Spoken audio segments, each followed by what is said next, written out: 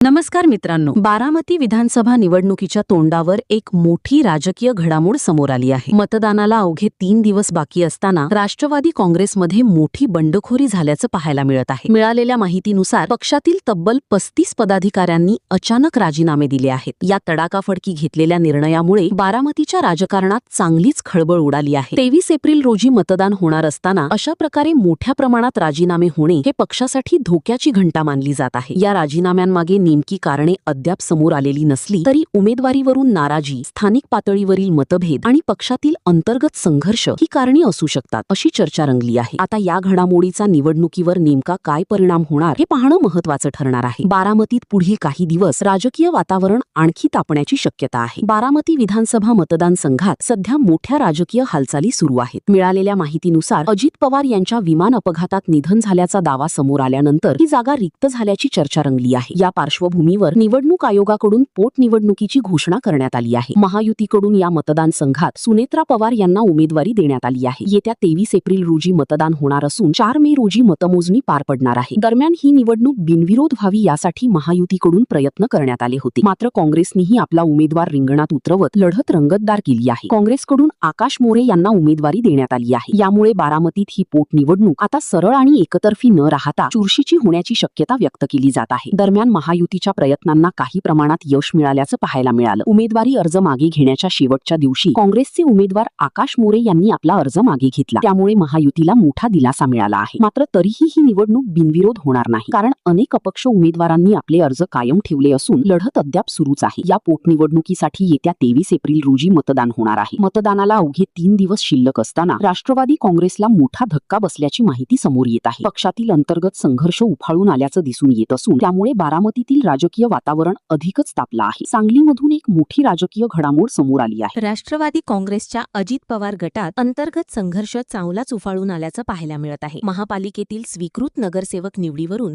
पक्षात मोठा वाद निर्माण झाला असून गटनेत्यांवर गंभीर आरोप करण्यात आले आहेत. या वादामुळे शहरातील राजकीय वातावरण चांगलंच तापलं आहे. याच पार्श्वभूमीवर राष्ट्रवादीच्या तब्बल 35 पदाधिकाऱ्यांनी तडकाफडकी राजीनामे दिले आहेत. हे सर्व राजीनामे पक्षाचे शहर जिल्हाध्यक्ष पद्माकर जगदाळे यांच्याकडे सोपवण्यात आले आहेत. नाराज पदाधिकाऱ्यांनी गटनेते मैनुद्दीन बागवान यांच्यावर पक्षाच्या आदेशाकडे दुर्लक्ष केल्याचा आरोप केला आहे. स्वीकृत नगरसेवक निवडीच्या प्रक्रियेत पक्षाची भूमिका डावलल्याचं त्यांनी म्हटलं आहे. दरम्यान या प्रकरणानंतर सांगलीतील राष्ट्रवादीत राजीनाम्यांची मालिका सुरू झाली असून यामुळे पक्षात मोठी खळबळ उडाली आहे. विशेष म्हणजे शहर जिल्हाध्यक्ष पद्माकर जगदाळे यांनीही या निवडीबाबत नाराजी व्यक्त करत गटनेते बागवान यांच्यावर कारवाईची मागणी केली आहे. या सर्व घडामोडींमुळे सांगलीतील राष्ट्रवादी काँग्रेसमध्ये अंतर्गत मतभेद अधिक तीव्र झाल्याचं चित्र सध्या दिसत आहे. एकूणच पाहता बारामती आणि सांगली या दोन्ही ठिकाणी घडणाऱ्या या राजकीय घडामोडींमुळे राष्ट्रवादी काँग्रेससमोर मोठं आव्हान उभं राहिलं आहे. निवडणुकीच्या तोंडावर उफाळलेला अंतर्गत संघर्ष आणि मोठ्या प्रमाणावर झालेले राजीनामे